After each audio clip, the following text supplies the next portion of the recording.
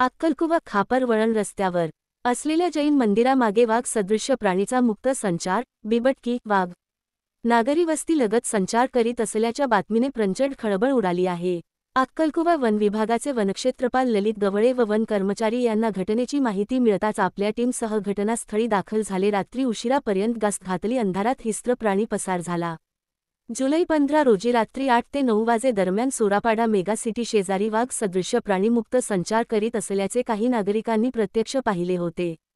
सततच्या वापराने परिसरात प्रचंड भीतीचे वातावरण आहे. तेव्हाही अक्कलकुवा वन विभागाची टीम रात्री घटनास्थळी दाखल झाली. मात्र हिंस्त्र प्राणी मार्गक्रमण करत अक्कलकुवा खटवानी रस्त्याकडे नाल्यातून निघून गेला. सदर व्हिडिओ खापर रस्त्यावरील जैन मंदिराच्या मागे मुक्त संचार करीत असताना मोबाईलमध्ये शूट केला आहे. रात्री अंधार असल्याने चित्रामध्ये अस्पष्टता असल्याने बिबटकी, वाघ हा प्रश्न अनुत्तरित आहे. वनविभागाने नागरिकांना सतर्क राहण्याचे आवाहन केले आहे.